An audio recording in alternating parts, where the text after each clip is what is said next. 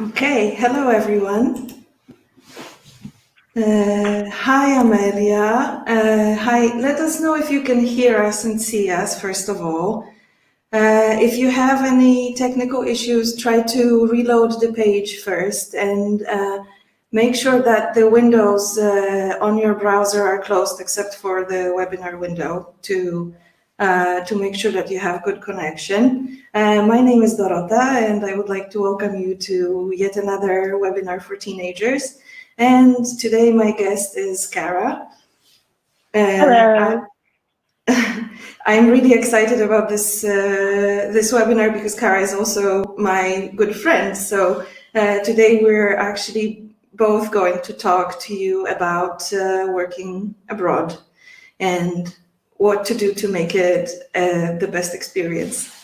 But first, we're going to start with the vocabulary. You had a chance to practice the vocabulary on our platform, and now we're going to check how much you remember. If you didn't have a chance to do that, please feel free to try and guess what word I'm asking you about. Okay, so let's start. The first definition I have here is a type of insurance that protects the insured against loss due to accidental bodily injury. Do you guys remember what that is? Please write your answers on the chat. Let's see. For now, there is nothing. Maybe we can give you a hint. It's a type of insurance. What kind of insurance is it? Okay. I'm going to help you here with this one then. That's accident insurance. Okay, the next one. Advantages or payments employees receive in addition to their wages. For example, sick time or holiday pay or health insurance. Okay, Natalia, actually you managed to answer. Thank you. Let's see what the next one is then.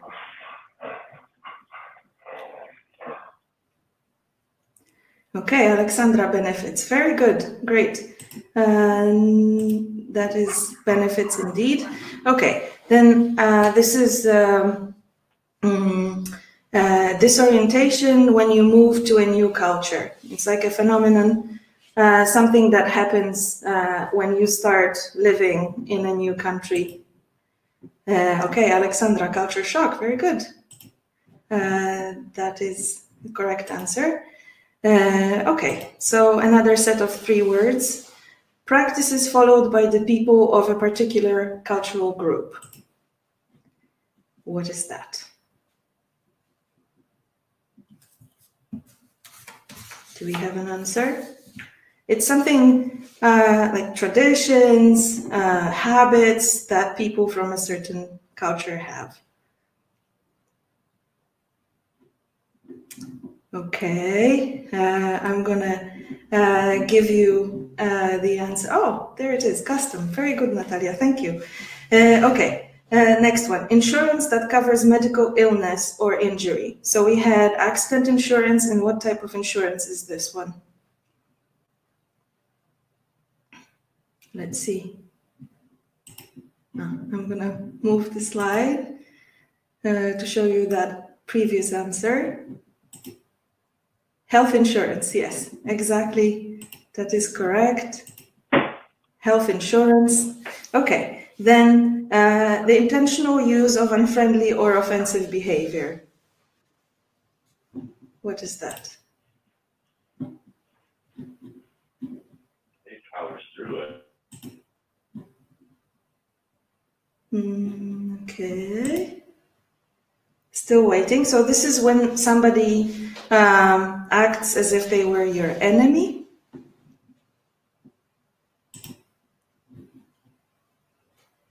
Let's see. Hostility. Yes, very good, Natalia. Abuse. That could also be the answer.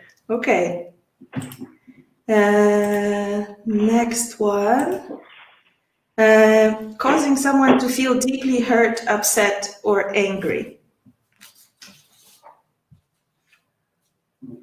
What is that? It's a type of behavior, again, type of hostile behavior, I guess, or something that can, I'll help you here, offend someone.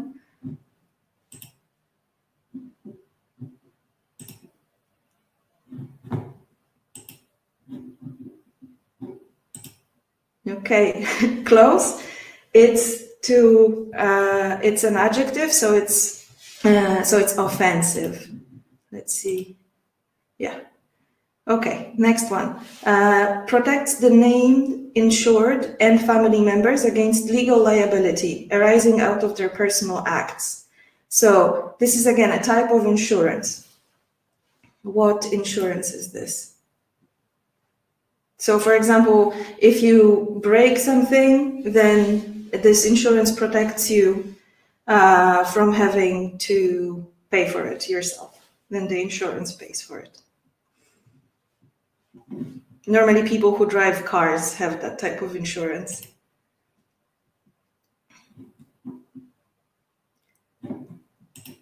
Okay, very good, Natalia. It is personal liability insurance. Excellent.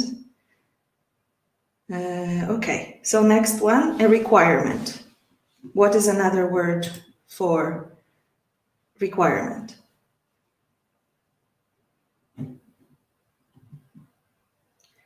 For example, when you start a job abroad, there might be certain requirements that you need to fulfill in order to get the job.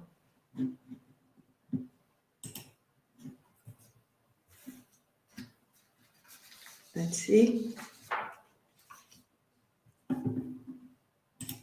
Okay, I will give you the answer then. That's prerequisite. Okay, and the last set of slides. This is a permission granted by a state allowing a person from another country to live there. So, for example, if you want to live somewhere within the European Union, you don't need that. But if you move somewhere else, then you need that. Okay, Alexandra, you answered my previous question. Let's see if we have an answer for this one. A permission granted to live in a foreign country. Okay, very good. Residence permit, exactly. Okay, next question. A brief summary or a short written account of one's education, working experience, or qualifications for a job. So something you give your possible employee so that they know what you've done, what kind of education you have, where you worked before. What is that? Yeah, a CV. And what's another word for CV? Do you know?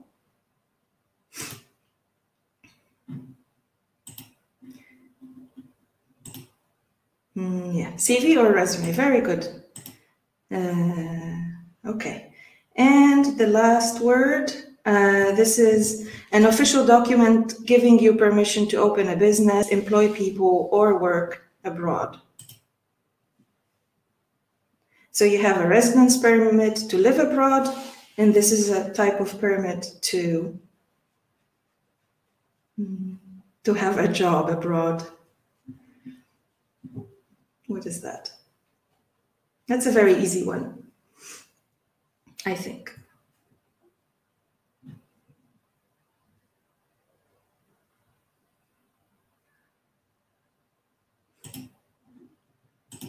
Okay, work permit, exactly. Very good.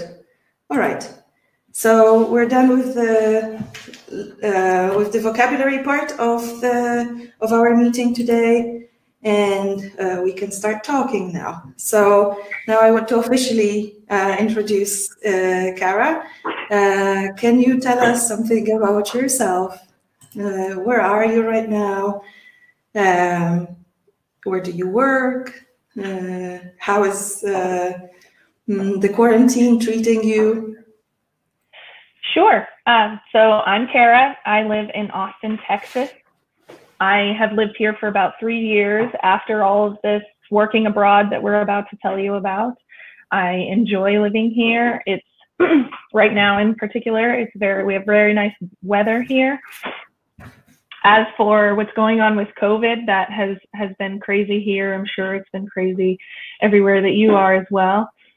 I was working for a really fun place here in Austin. My job was to help businesses put on events. And so our whole business model focused on the gathering of large groups of people. And so obviously we couldn't do that anymore after COVID started. So unfortunately, I actually lost that job due to COVID. They cut half of the company. And so for the last couple of weeks, I've been looking for a new job, and luckily I found one. I start on Monday at a startup here in town. A startup just means a company that's very, very young. The team only has 16 people on it, and so it's going to be very exciting. Very good. I'm really happy for you that you were able to find a job during all this craziness. Okay, so Kara and I met in Qatar, where we worked together as primary school teachers in an international school. For a while, she worked with a little older students than me, but then there was a part of our Qatar adventure where we actually were on the same team. Yeah, we've known each other for a very long time, and we both have quite a lot of experience with working abroad. We've collected like a set of advice on what to do to make this really successful. So the first thing that we want to talk about, or Kara will talk about, is picking the destination based on your character and on your professional aspirations. So this is a great recommendation. Actually, I did not do this. I did not choose my destination based on these items there. I actually interviewed for quite a few international jobs at the same time. I decided to go the route of going to a hiring conference where a lot of schools from a lot of different countries were there at the same time, interviewing teachers from all over. So I had a few different interviews, and then basically my decision came down to the job offers that I received. And although I guess I should say, once I did receive a few job offers, then I did decide my destination based on sort of where I wanted to go from there. I think actually it came down to the decision between Qatar and Saudi Arabia. So I went with Qatar. Why didn't you choose Saudi Arabia? They told me that I would need to cover head to toe and that I wouldn't be able to do things like drive.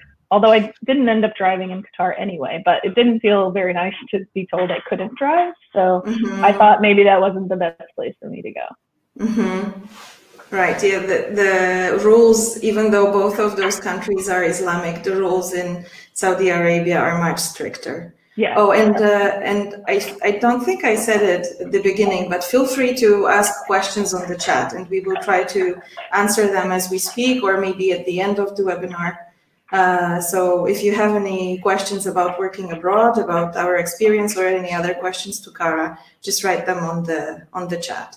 Okay. So the next point, secure a job before you start packing. So basically, the advice is not to go abroad before you actually have a job. Oh, and Kara, you have a little bit of background noise there. So sometimes it's harder to hear you. Okay, I will try to speak up. Can you hear me now? So I actually did do this. As I mentioned, I went to that hiring conference. So I went to that conference in February, and then I received a job offer before I left. So I returned home with the plan in place of where I was going to go. And then I graduated from university in May. So I actually had the job secured before I even graduated with the degree that I needed for the job. So I received the job offer in February, graduated in May, and then had my whole summer to plan for the move, and then moved to Qatar in August of that same year. So I definitely secured everything well before I started packing. But I think, Dorota, you had a different experience. Is that correct? Yeah, not with Qatar. When it comes to the job in Qatar, it was similar. Well, I mean, I got the job in June, and then I went at the beginning of September.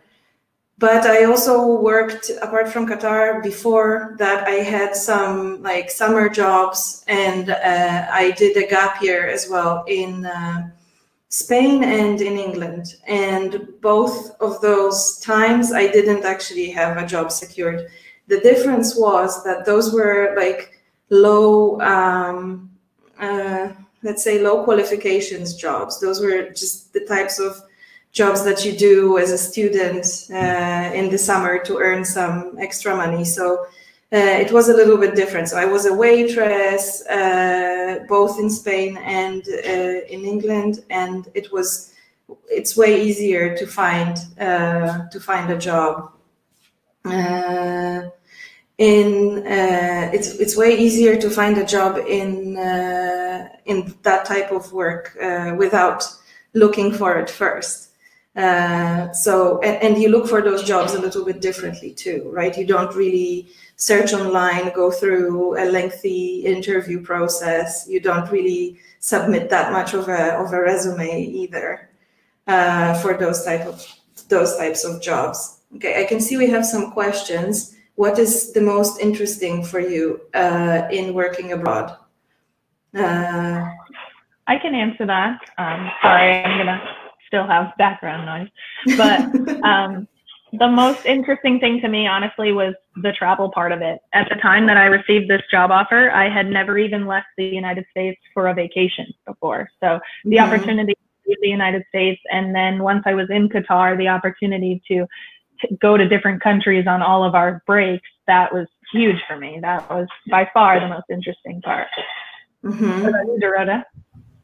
I think it was that, and meeting new people.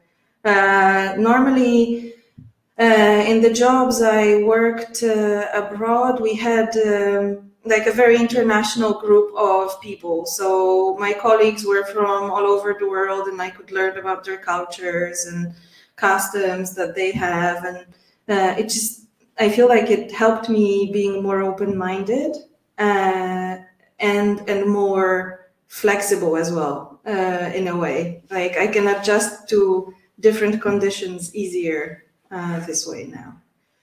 Yeah, and then there is a question, I think to you as well. Why did you become a teacher?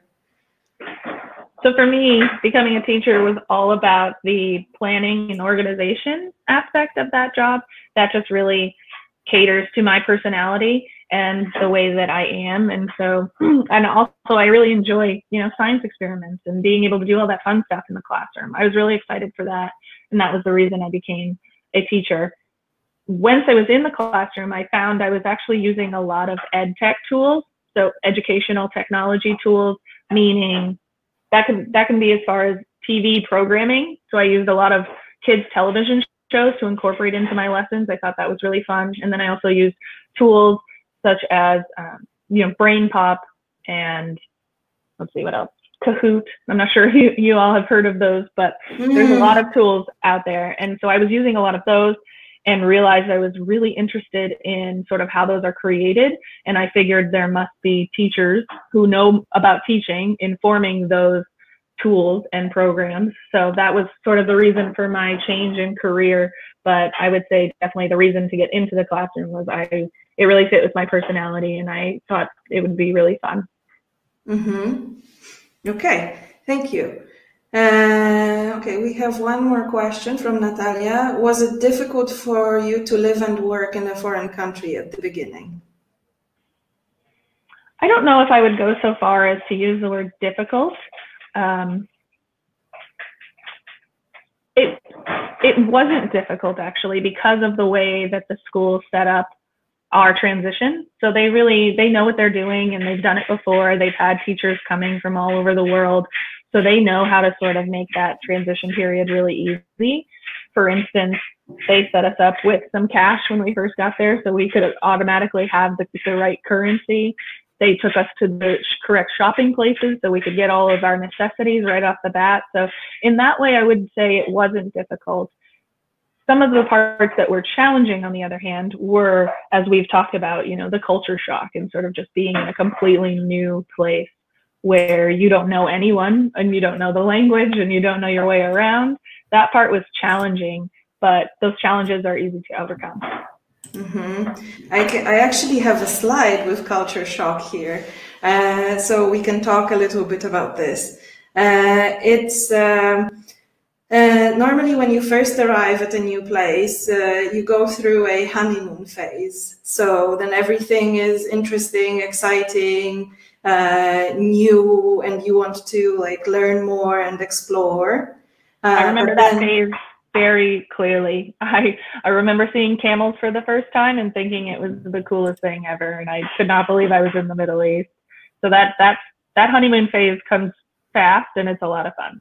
Yeah, in Qatar, it was also, the culture was so different. It was very different to Polish culture, and I'm sure to American as well. So there were a lot of very interesting things, and like going to the desert on the weekend and going in a 4x4. It's called dune bashing. So just like driving up and down dunes was something that I was like, I never thought I would be in such a place doing such a thing. But then after a while comes the rejection phase. And I remember it being, because I had to speak English all the time, and English is not my first language, I was angry at people that they didn't speak Polish, that sometimes I had like a really great joke to tell and I couldn't translate it, for example. I remember thinking like, I wish you guys could just like be Polish for a moment. Did you go through a rejection phase? That's a really interesting point. I'm trying to think if I did. I didn't, as you know, we went to Qatar and a lot of people there were speaking English. So for me, I didn't have that particular challenge. So I'm thinking it was more for me when sort of the distance set in.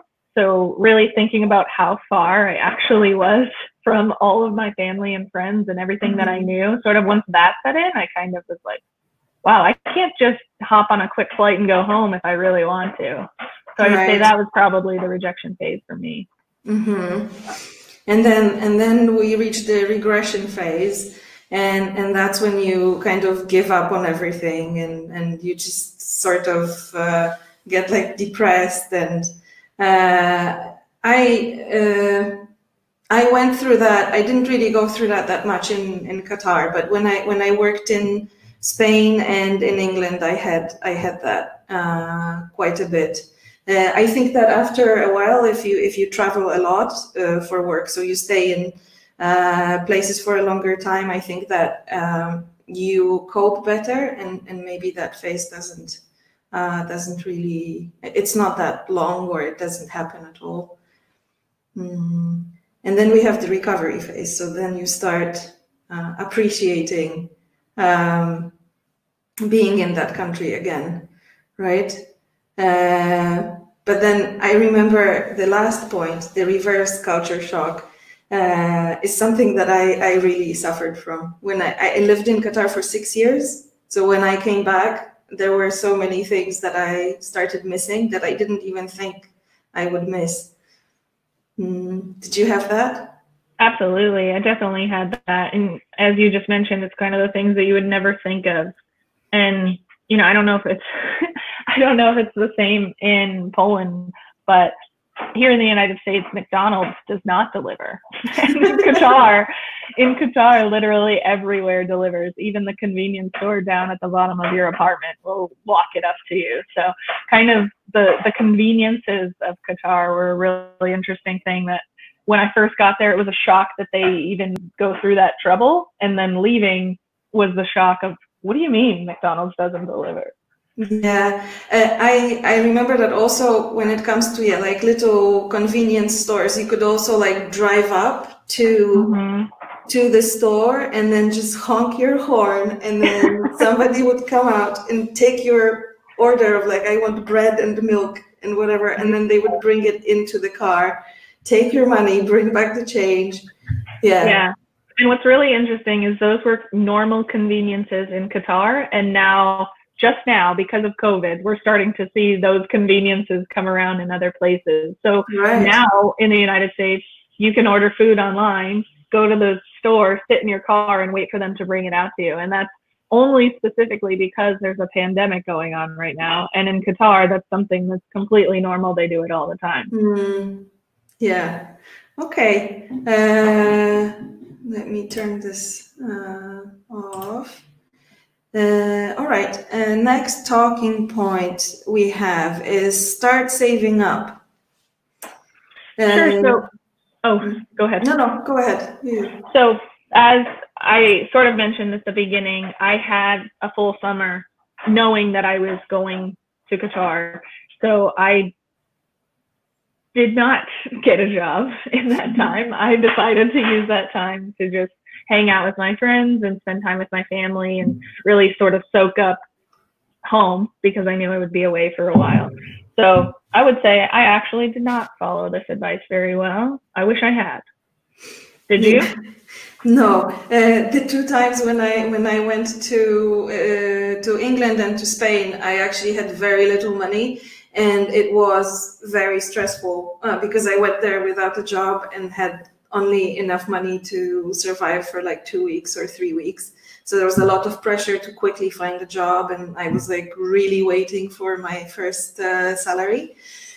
In Qatar, I had some more money. I was also a little older and I just more responsible. But then also a lot of places that deal with sort of international employees have a process for that, right? That was the case in our school, for example. Do you want to follow up on that? Well, I was just thinking you made a good point of mentioning your age when you were there, and I think we didn't say that, and that might be helpful. When I went to Qatar, I was 22, and I was there until I was 24, and then I left and went back for another round when I was 26. And so I think that has a lot to do with sort of listening to this advice and doing it in a smart way. At 22, I just wasn't really thinking about saving. I was more excited just to be there. Well, how do you think your age influenced your planning for both of these endeavors that you went on? Yeah, so first of all, it was a different type of job. The first time I was going, it wasn't a serious job, really. It wasn't my career. It was more just an adventure, I would say. And then the second time, it was, I knew I was going for a longer period of time, and I had a little more time to prepare. So yeah, I was able to plan ahead and have some money saved up. Okay, next topic we have is researching your destination. I absolutely had to do that because when I received the job offer, I had never even heard of Qatar. I did not know where it was. I knew nothing about it. So I was certainly doing a lot of research when I was making that decision to accept that offer. When you Google Qatar, largely what comes up are pictures of the beaches and the palm trees. It looks very tropical. So I was really excited about that part. Did not realize that once you get there, all of those things are man-made. It's not really like a natural beachy place that you think of when you think of beaches. So it was definitely interesting to compare sort of the research that I did and what I was expecting versus what I showed up and found. Mm-hmm. I didn't really do that much research. Like I researched the customs definitely, because I knew that I was going to a completely different culture. So I was trying to learn like what to do not to offend anyone with what I was doing. When we were preparing for this this meeting, we talked about the clothing, for example, right? Because in Qatar, women or anyone actually, well, women don't need to wear a headscarf or the typical Arab women clothing, the abaya, the robe thing, but you have to dress modestly. Can you, Kara, can you explain what that meant?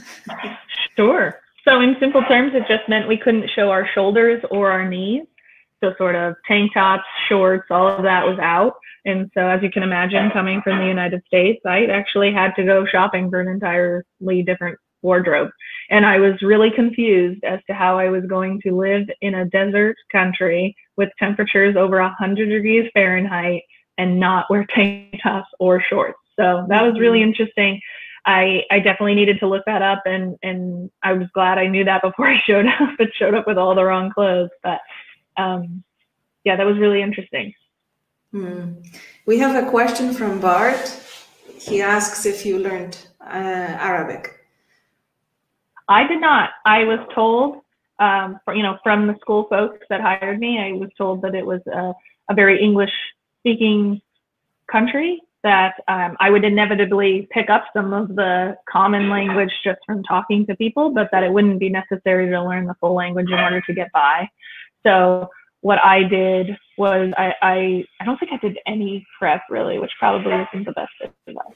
But in being there, I did end up sort of picking up the casual one-liners here and there. Not that I really remember any now, but what about you? Did you learn Arabic? When we were there during those 6 years, I learned some. I had some Arabic-speaking friends, so I was able to learn some expressions. But before going, no, I didn't learn any. And during those 6 years, actually, because I was mostly surrounded by English speakers, I didn't really have that big of a need to learn much. Like, I have like some food vocabulary and some, like, I can count, say hello and goodbye. Yeah. Okay, we have another question from Natalia. Is the food in Qatar good? Do you want to take it? Well, what comes to mind immediately is our favorite restaurant that we went to as many times as we possibly could. It ended up actually being a Lebanese restaurant. So it wasn't even Qatari food, but we loved that place. And I would say the staples, their hummus, that was huge, falafel, things like that. Those were all things I had not really had any experience eating before I went there. So for me, I would say it was good in that it was like a lot of international food that I had never tried before. A lot that I find I miss. I have hummus now in the United States, and I really miss the way that they did it in Qatar. I don't know what the difference is, but it's different. Yeah, none of the hummus I ever had in Poland tastes the same. Yeah, I don't know what they do to it. Yeah, another thing that I noticed about Qatari food is that, or maybe like the restaurant scene in Qatar, is that it's very Americanized. Because of the Qatari people seem to really love American food, and there are all the American chains, or almost all, are there.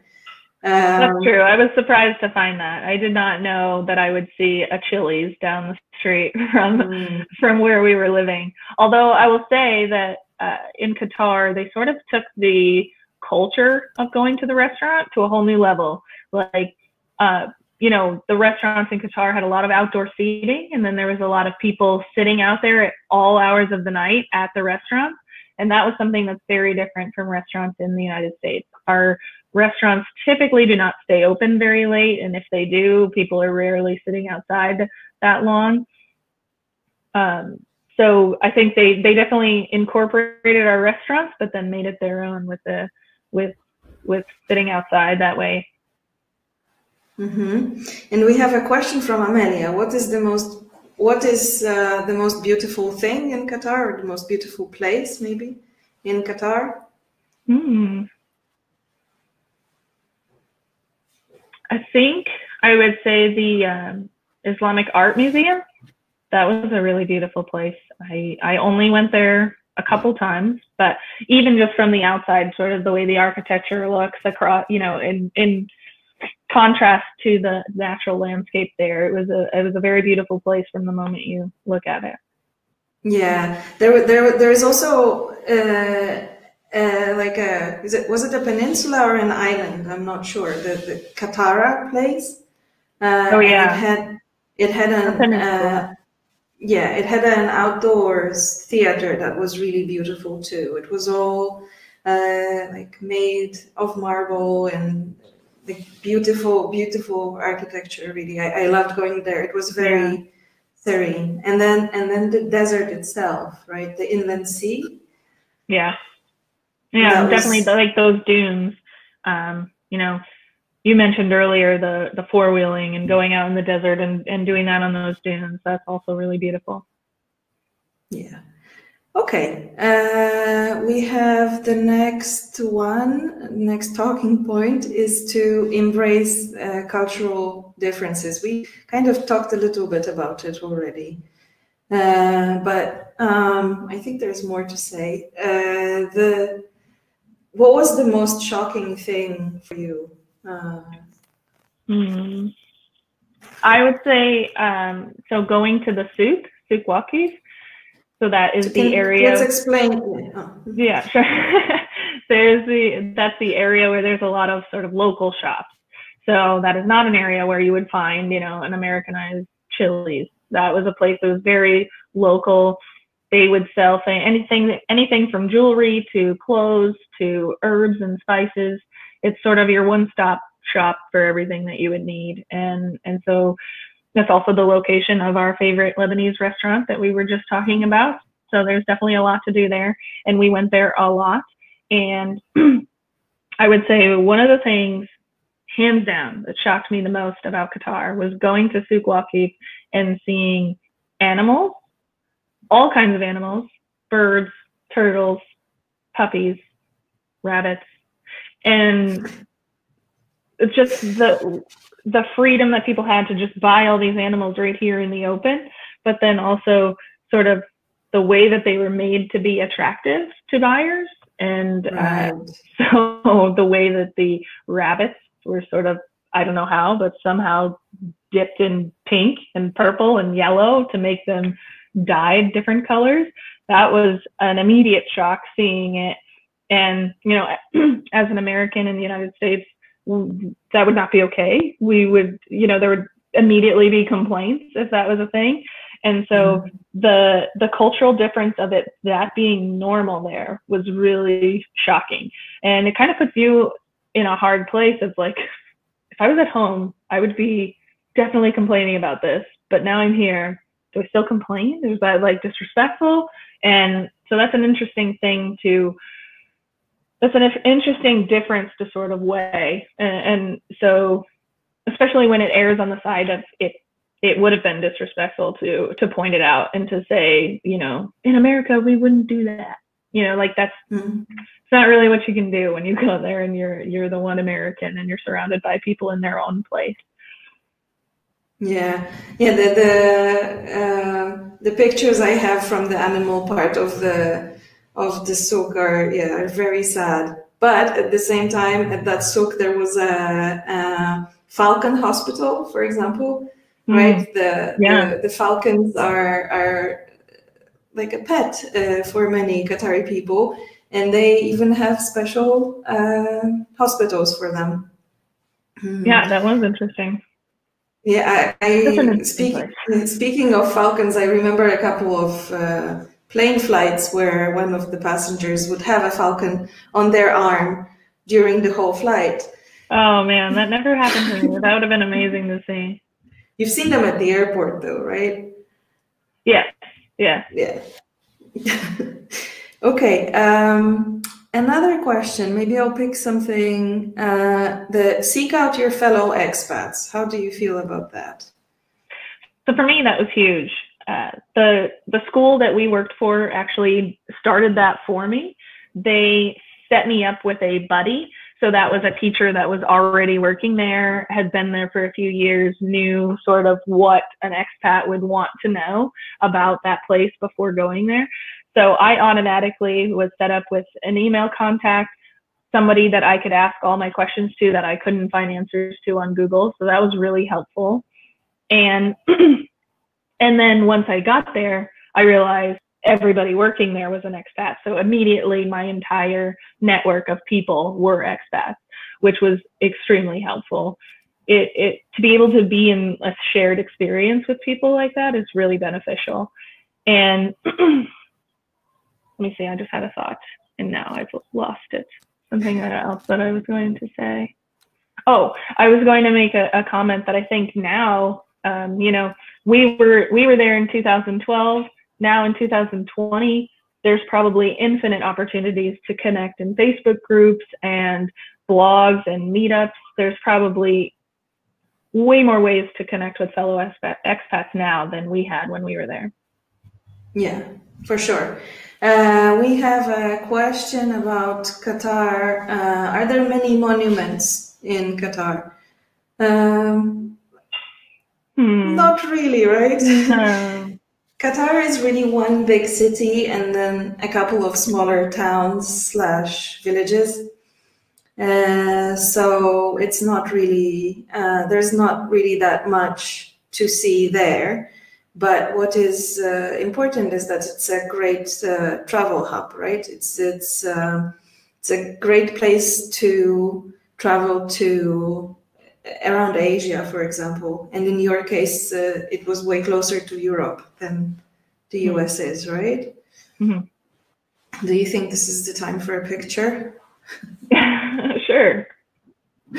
Okay, so yeah, we did a lot of traveling when we lived in Qatar, and while we were preparing for this presentation, we realized that we've met in many different places, even after we stopped working together. So you can see here some pictures from Warsaw. Kara came to visit me in Warsaw on, I think it was a Christmas break that we had. It was, right? Yeah. Yeah, you were staying in Sweden and you came over for a couple of days. And then we went to Dubai together. That picture with the fish behind us is from the Dubai Aquarium. And we met in England once as well. And the picture on the top is from the US. You were Boston. Yeah. Mm-hmm. You were studying in Boston then, right? Yes. Yes, that was where that was I went to Harvard in Boston. That was the career trajectory change that I was talking about after I was in the classroom and decided I was more focused on educational technology. I started looking into graduate programs where I could study that.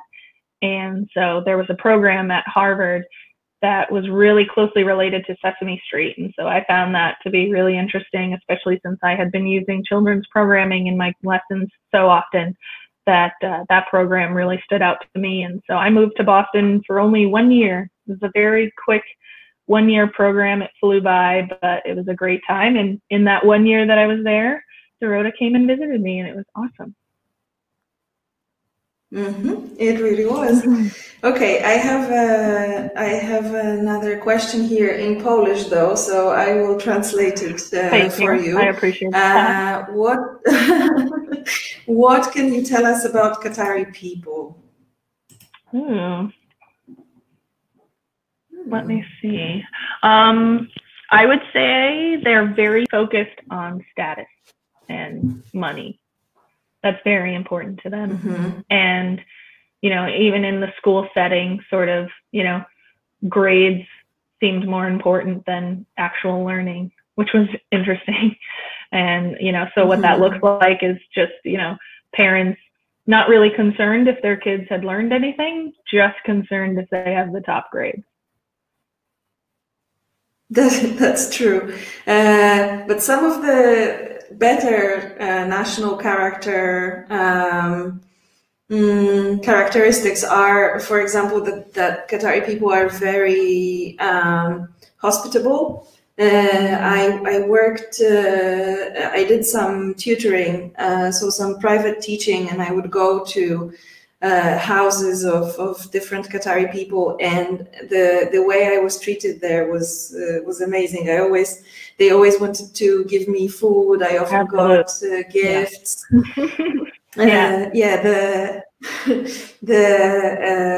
we normally had the mom of the kids would want to talk to me. I met all the kids, and then sometimes cousins as well if they were visiting. Yeah. And I got invited to some family events by the parents of my tutoring students. I remember going to a Qatari wedding thanks to that. Oh yeah, I remember that. Yeah, which was an amazing experience as well. Yeah. Okay. I would add to that actually, that while they're being hospitable, I'm sure we both noticed their love of decorating. Oh yes. The color gold. Gold is a great color to use on absolutely everything that you decorate your house with. That was another interesting part of tutoring, is sort of just seeing the houses. They're so much different, than houses that I see here in the United States. And there's a lot of theming. So they pick one thing and then it's everywhere. Mm-hmm. Yeah, normally every house has like a really big living room with a table and a lot of chairs. And it was, for example, in my case, only used for those lessons. Yeah.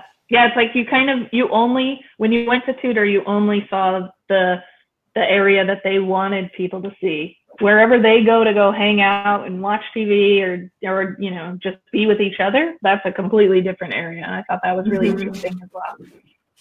Mm-hmm. Okay, we have a question from Amelia. Are people in Qatar tolerant for foreigners? Absolutely. I would say even further than that, they're really excited about foreigners, and especially, teachers who are native English speakers. They were really excited about that so that their children could be hearing that pretty often. So yeah, I would say it goes even further than tolerance. They were like pumped that we were all there. Yeah, and Qatar really relies on expats. There is more expats in Qatar than actual Qatari people. So it's a country built by foreigners, and in many cases, like in most shops and services and at schools and so on, that's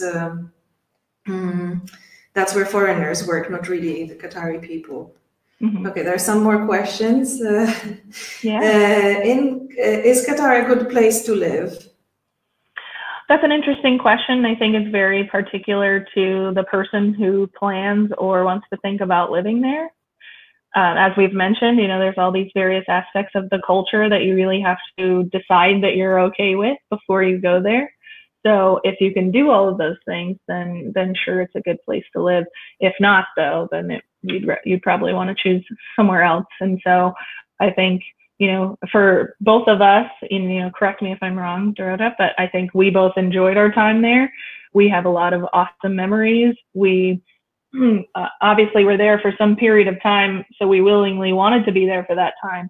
But ultimately, both of us have decided to leave. So that means that we find other places to be, more beneficial or enjoyable for us. But there are plenty of people that we know who were there back in 2012 and they're still there. So it all depends on the individual if that's a good place for you to live. And so that's an important thing to think about when you're thinking about living abroad anywhere, is that a place that's good for one person may be very different for another person. And so it's definitely an individual experience. Mm-hmm. And no, okay, never mind. We have another question. What is Qatar famous for? I would say probably right now it's most famous for being the upcoming location of the World Cup in 2022. When we were there, the preparations for that have already started. They were building more and more stadiums to be able to fit all of those matches. Because Qatar is a very small country, so they didn't have as many.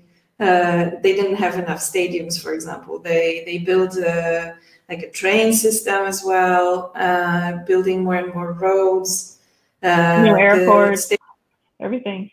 Yeah, the stadiums are supposed to be having like outdoor air conditioning because the World Cup happens in the summer and it's very, very hot in Qatar. So the players wouldn't be able to actually perform very well. So there is like outdoor AC. And so they went through all that trouble of doing that to the stadiums, and in the end, they ended up changing the time of the World Cup. It's going to be in November, December now.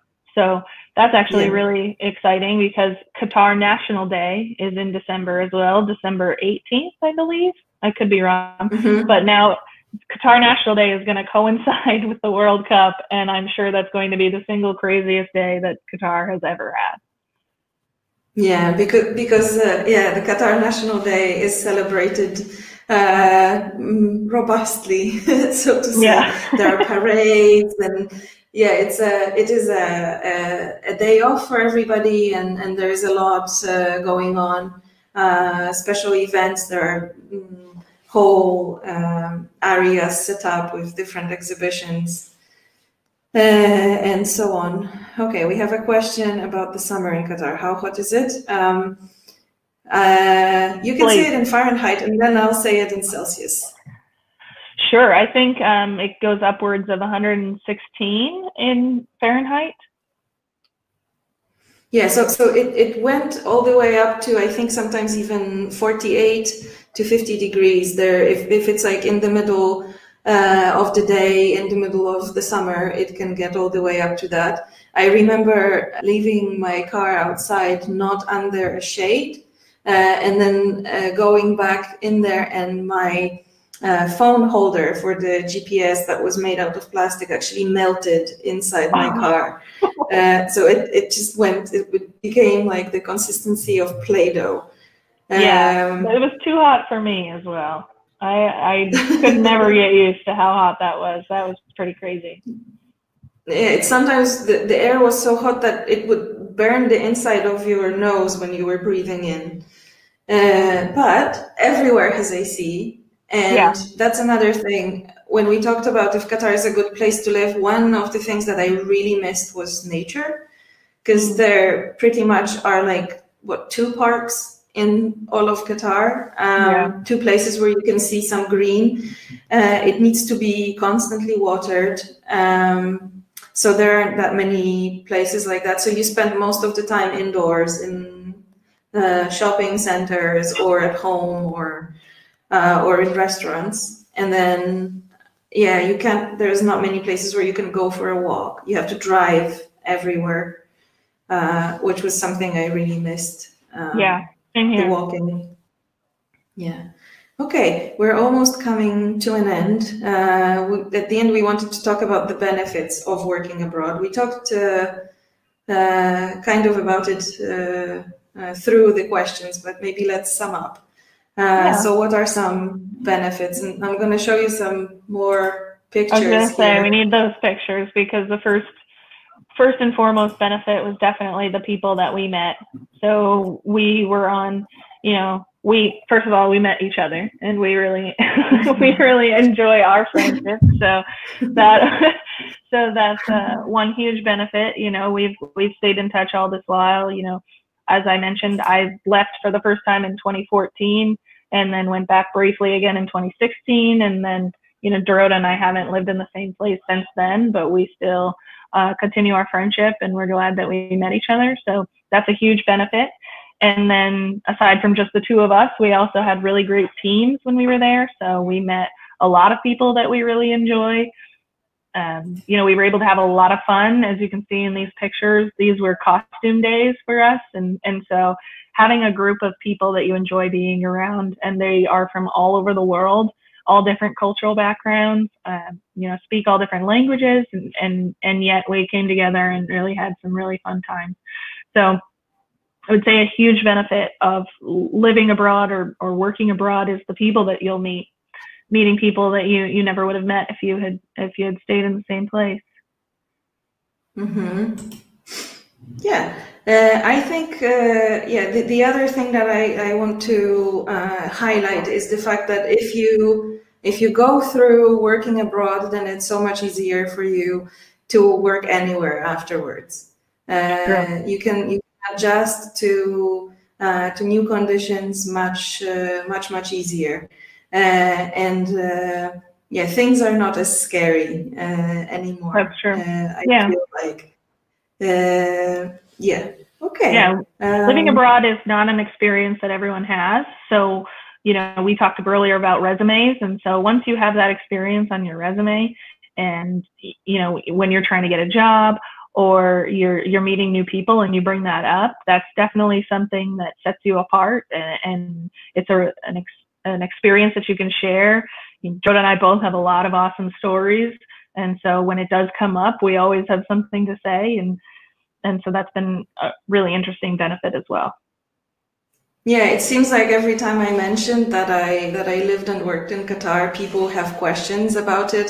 So Absolutely. It always sparks interest. Yeah, and then if you go to, I remember, for example, when I worked in Spain and when I worked in England, it really helped me with my foreign language skills. Because I was surrounded by people who spoke that language and I had to communicate in real life situations, my English got better and better, and my Spanish got better. And then actually, even working in Qatar, because I had all those native speaker friends from the US, from Canada, from Ireland, for example, I was able to learn a lot this way too. I don't think I really started thinking in English until I moved to Qatar. Yeah, that's really interesting. Okay, I think that's it for now. Thank you, Kara, so much for joining us and for sharing your experience. Thank you. My pleasure. Thank you, guys, for your questions, and we wish you a pleasant evening. Thank you. Thank you for having me. We'll see you in the next meeting. Take care. Bye.